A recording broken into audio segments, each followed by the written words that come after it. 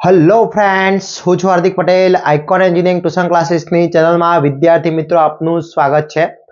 વિદ્યાર્થી મિત્રો, DDCET જ્યારથી પણ ડિક્લેર થઈ છે અને જેનો સિલેબસ આવ્યો છે ત્યારથી વિદ્યાર્થી મિત્રો ઘણા બધા વિદ્યાર્થી મિત્રો કન્ફ્યુઝ છે. ઘણા બધા વિદ્યાર્થી મિત્રો હેરાન છે કે સર કેમિસ્ટ્રી માથાનો દુખાવો છે. 100% છે, સાચી વાત છે, હું તમારા સાથે સંમત છું. ઘણી બ્રાન્ચના સ્ટુડન્ટો કે આઈટી, કોમ્પ્યુટર છે, મિકેનિકલ છે, ઓટોમોબાઈલ છે, પાવર ઇલેક્ટ્રોનિક્સ છે, એન્જિનિયરિંગ ઈસી ના વિદ્યાર્થી મિત્રો છે, પી ના વિદ્યાર્થી મિત્રો છે, આ બધા કેમિસ્ટ્રી ભણ્યા જ નથી, ક્યારે કેમિસ્ટ્રી જોયું જ નથી, તો કેમ આ લોકો કેમિસ્ટ્રીની એક્ઝામ લેવા માંગી રહ્યા છે? તો આજનો વિડીયો એના ઉપર છે. તમારા સપોર્ટની જરૂર છે, તમારી રિક્વાયરમેન્ટ છે વિદ્યાર્થી મિત્રો, થોડો સપોર્ટ કરવાનો છે તો આપણે આ વાત આપણી પહોંચાડી શકીએ.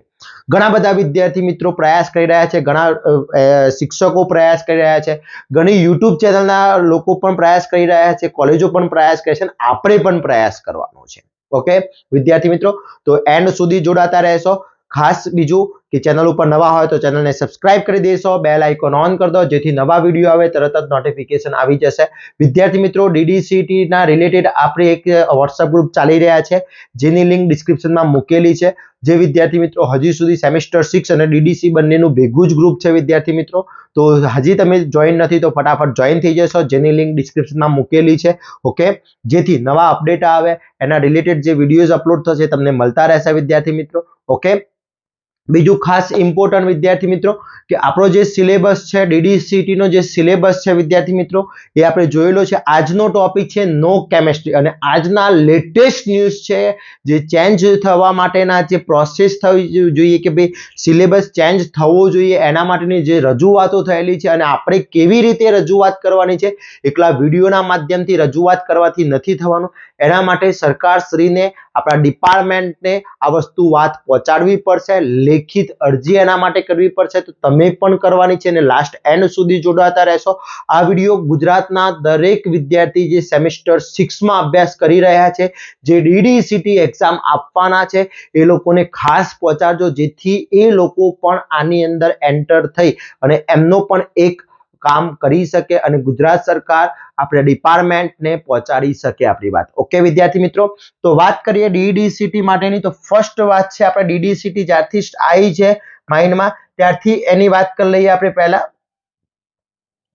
તો ફર્સ્ટ આપણે વાત કરીએ ACPC, આપણું જે એડમિશન કમિટી જે છે એની અંદર કોર્સની અંદર જોઈ લો તો DDCET ને કોર્સ ઓપન થઈ ગયો છે કે ભાઈ DDCET ના જે ગુજરાત સરકારના GR પ્રમાણે એના અલગ અલગ કોર્સ મુકાયેલા છે. તો એની અંદર જે સિલેબસ હતો એમાં એ લોકોએ ગુજરાત સરકારના નિયમ પ્રમાણે કે સિલેબસ જે એન્જિનિયરિંગનો સિલેબસ જાહેર કર્યો એની અંદર B0 પેપરની અંદર કેમિસ્ટ્રી પોર્શન રાખેલો છે. 50 માર્ક ક્વેશ્ચન છે, 50 માર્ક્સનો ક્વેશ્ચન એટલે 50 માર્ક્સના એમના કેમિસ્ટ્રીના છે, 25 ક્વેશ્ચન પૂછાવાના છે. હવે એ સિલેબસ જોવા જઈએ તો એટલો લેન્થી સિલેબસ બનાવવામાં આવ્યો છે કે બાકીના સબ્જેક્ટ કરતા એનો સિલેબસ બહુ જ લેન્થી છે. એની અંદર ઓર્ગેનિક કેમિસ્ટ્રીના પોર્શન આખા 20 પોર્શન 20% છે એટલે 5 MCQ કરવા હોય ત્યારે મારે આટલી વસ્તુ કરવી પડે, આટલા ટોપિક કરવા પડે. આ વસ્તુ મારે રિમૂવ કરવી છે. મેં ભણ્યું જ નથી, મને આવડ્યું જ નથી, મેં ક્યારે 10મા પછી એડમિશન લીધું છે તેની અંદર ક્યારેય કેમિસ્ટ્રી અમારા સબ્જેક્ટમાં આવ્યો નથી, તો આ કેમિસ્ટ્રી અમારા માટે રિમૂવ થવું જોઈએ. સાચી વાત છે કે ખોટી વાત છે? રિમૂવ થવો જોઈએ કે ના થવો જોઈએ એની પહેલા કોમેન્ટ કરશો મને.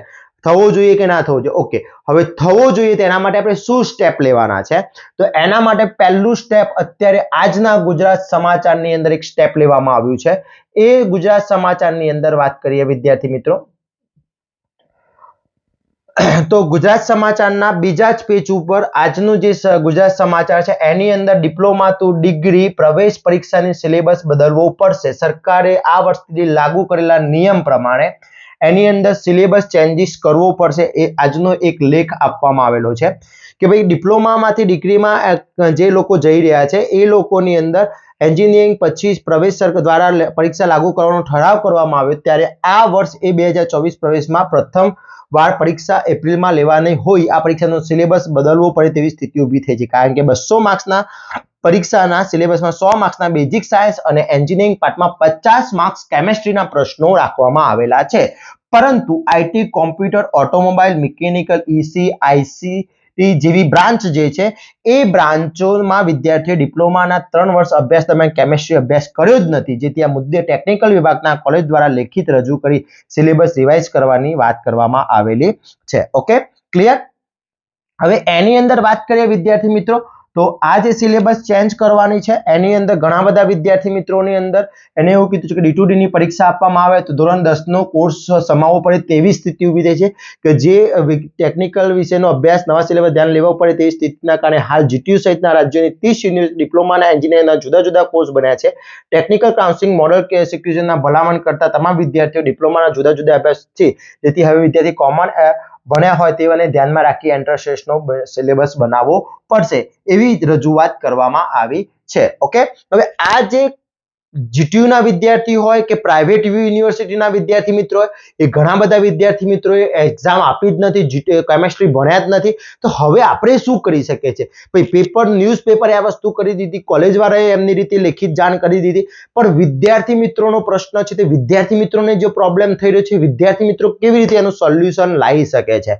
તો વિદ્યાર્થી મિત્રો આપણે અત્યારે મેલ વસ્તુ યુઝ કરે છે, પોતાની મેલ આઈડી હોય છે દરેક વિદ્યાર્થીની, તો દરેક વિદ્યાર્થી મિત્રોએ પોતાની મેલ આઈડી ઉપરથી મેં એક ફોર્મેટ બનાવ્યું છે, એ ફોર્મેટ પ્રમાણે તમારે એ લોકોને આપણે મેલ કરવાનો છે. હવે મેલ કોને કોને કરવાનો છે એ પણ સમજી લઈએ. પહેલા મેલ કોને કોને કરવાનો છે, તો પહેલો જ મેલ કરવાનો છે આપણે કોન્ટેક્ટ અસ ની અંદર જઈ, એટલે કે આપણો જે સિલેબસ જેને આપણા પ્રોફેશનલ એડમિશન કમિટી છે ACPDC એની અંદર કોન્ટેક્ટ અસમાં જવાનું છે અને કોન્ટેક્ટ અસ ની અંદર જઈ અહીંયા એક મેલ આઈડી છે ACPDC, ખાસ નોટ કરી લેજો, acpdc@gujaratgovernment.in.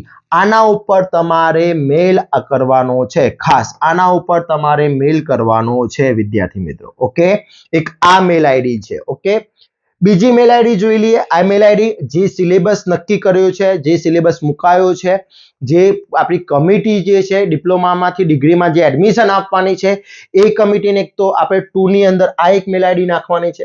એના પછી બીજી મેલ આઈડી તમારે નાખવાની છે આપણી GTU, જે GTU છે એની અંદર આપણી GTU ની મેલ આઈડી છે, તો આ બંને મેલ આઈડી એની અંદર નીચે મૂકેલી છે, info@gtu.ac અથવા registrar@gtu.ac.in. વિદ્યાર્થી મિત્રો આ તમારા માટે છે, તમારા હિત માટે છે, એટલે મહેરબાની કરી પોતાની 5 મિનિટ બગાડવાની છે. ક્લિયર.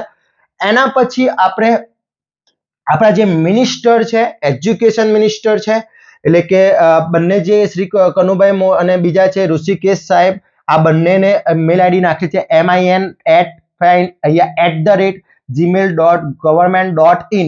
એટલે આપણે ડોટ કરવાની છે. ઓકે, એટલે આની મેલ આઈડી તમારી બનશે min@gujarat.government.in. ઓકે, એ જ રીતે આની ખાસ આ મેલ આઈડી.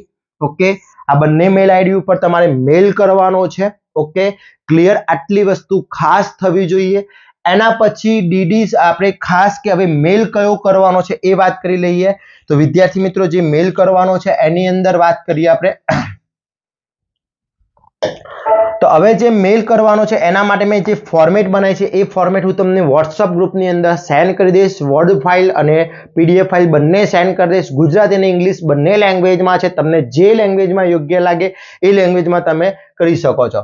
સબ્જેક્ટ છે change syllabus DDCT diploma to degree common entrance test. Dear sir, નામ અહીંયા માય નેમ, તમારું નામ લખવાનું ભૂલવાનું નહીં. I am study in computer engineering, electrical engineering, mechanical, civil, automobile, જે પણ એન્જિનિયરિંગ હોય એ કોલેજનું નામ. એના પછી ગુજરાત સરકારના નવા નિયમ પ્રમાણે ડિપ્લોમામાંથી ડિગ્રીમાં જવા માટે જે એન્ટ્રન્સ એક્ઝામ લેવાની છે DDCT 2024માં, તેના માટે જે સિલેબસ તૈયાર કરવામાં આવ્યો છે તેની અંદર B01માં કેમિસ્ટ્રીનો પોર્શન રાખવામાં આવેલો છે. અમારા ડિપ્લોમાના અભ્યાસમાં એક પણ વર્ષની અંદર અથવા એક પણ સેમિસ્ટરમાં કેમેસ્ટ્રી સબ્જેક્ટ આવેલો નથી. હવે ધોરણ 10 પછી ડિપ્લોમાની અંદર એડમિશન લીધેલું છે અને અત્યાર સુધી આ કેમેસ્ટ્રીના પોર્શન પ્રમાણે અમે અભ્યાસ કરેલો નથી. તો હવે એન્ટ્રન્સ એક્ઝામ કેવી રીતે તૈયારી કરવી અને એન્ટ્રન્સ એક્ઝામ ખાસ વસ્તુ સમજો, એન્ટ્રન્સ એક્ઝામમાં સેમિસ્ટર 6 પહેલા આપવાની હોવાથી અમને પૂરતો ટાઈમ પણ મળી શકે તેમ નથી. હજી સુધી સરકારશ્રીના નિયમ મુજબ ક્વેશ્ચન બેંક પણ આવી નથી કે નિયમો પણ આવ્યા નથી. હજી એ પણ નક્કી નથી કે પેપર ગુજરાતી કે ઇંગ્લિશમાં લેવાશે, પેપરની અંદર કેલ્ક્યુલેટર ઉપયોગ કરવા દેવામાં આવશે કે નહીં. ઘણા બધા નિયમો બાકી છે. ફક્ત ને ફક્ત સિલેબસ મૂકી દેવામાં આવ્યો છે. તો મહેરબાની કરી આ સિલેબસની અંદર કેમેસ્ટ્રી પોર્શનને નાબૂદ કરવામાં આવે અને ફરીથી દરેક વિદ્યાર્થીને ન્યાય મળે તે રીતે નવો સિલેબસ જાહેર કરવામાં આવે તેવી નમ્ર અપીલ છે. આ મેલ તમારી મેલ આઈડી ઉપરથી જેટલા પણ મેં મેલ આઈડી બતાવ્યા એ દરેક મેલ આઈડી ઉપર તમારે પર્સનલી તમારું પોતાનું સાચું નામ, કોઈ ખોટું નામ નહીં, કોઈ ખોટા કેરેક્ટર યુઝ ના કરતા વિદ્યાર્થી મિત્રો, અને તમે સરકારને રજૂઆત કરી શકો છો. ઘણા બધા વિદ્યાર્થી મિત્રો રજૂઆત કરી છે. રજૂઆત કરવાની છે, આપણે સરકાર જોડેથી માંગવાનું છે, સરકાર આપણી છે. તમારા પ્રશ્નો છે, તમને જે પણ તકલીફ થઈ રહી છે તમારે એમને જણાવવાની છે અને એ લોકો આપણું જે ડિપાર્ટમેન્ટ છે, આપણું જે કમિટી છે એને તમે જાણ કરશો. પેપર વાળાએ તેમનું કામ કર્યું છે, હજી તમે થોડો એના અંદર પ્રયાસ કરશો તો 100% આની અંદર કંઈક પરિણામ મળશે વિદ્યાર્થી મિત્રો.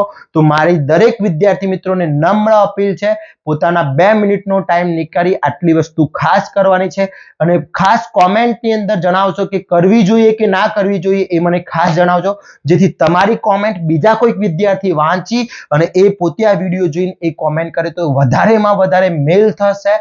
તો જેથી સરકારને, ડિપાર્ટમેન્ટને અથવા કમિટીને ખબર પડે કે ભાઈ વિદ્યાર્થીને ખરેખર પ્રોબ્લેમ થઈ રહ્યો છે, જેથી આપણે એની અંદર તાત્કાલિક ધોરણે ચેન્જીસ લાવવામાં આવે, નિયમો લાવવામાં આવે, ક્વેશ્ચન બેંક આપવામાં આવે, નિયમો બદલવામાં આવે, ગુજરાતીમાં પણ છે કે ઇંગ્લિશમાં પણ છે એ નક્કી કરવામાં આવે, કેલ્ક્યુલેટર ઉપયોગ કરવા દેવું કે ના કરવા દેવું એ નક્કી કરવામાં આવે. બંને પેપર જોડે લેવાના છે, અલગ અલગ લેવાના છે, પેપર એકમાં જ આવશે, અલગ અલગ આવશે. આ દરેક વસ્તુ જાણ કરવામાં આવે જેથી આપણું રજીસ્ટ્રેશન સ્ટાર્ટ થાય એના પહેલા આપણે આ કામ ઈઝી થઈ શકે છે અને તમારી તૈયારી પણ થઈ શકે છે. વિદ્યાર્થી મિત્રો, જો આ વિડીયો મેં બનાવ્યો છે યોગ્ય હોય, તમને એમ લાગતું હોય કે ના સર અમારા માટે કામ કરી રહ્યા છે, તમને ફાયદો થઈ રહ્યો છે, તો પ્લીઝ મહેરબાની કરીને આ વિડીયોને વધુમાં વધુ શેર કરશો, વધુમાં વધુ કોમેન્ટ કરશો, વધુમાં વધુ લાઈક કરશો વિદ્યાર્થી મિત્રો, અને આપણા વોટ્સએપ ગ્રુપની અંદર તમે ખાસ જોડાઈ જશો જેથી હું તમને આ બધી પીડીએફ, આ જે ફોર્મેટ છે મોકલી આપું અને જેટલા પણ મેં તમને મેલ આઈડી લખાયા છે બધા મેલ આઈડી ઉપર તમારે મેલ કરવાનો છે વિદ્યાર્થી મિત્રો. અને જે વિદ્યાર્થી મેલ કરી દે એ મને કોમેન્ટમાં લખશે ઇટ ડન સર, મેલ કરી દીધો છે. ઓકે, જેથી મને આઈડિયા આવે કેટલા વિદ્યાર્થી મિત્રો મેલ કરી રહ્યા છે. ઓકે, આવા જ નવા વિડીયો સાથે નવા દિવસે મળીશું વિદ્યાર્થી મિત્રો.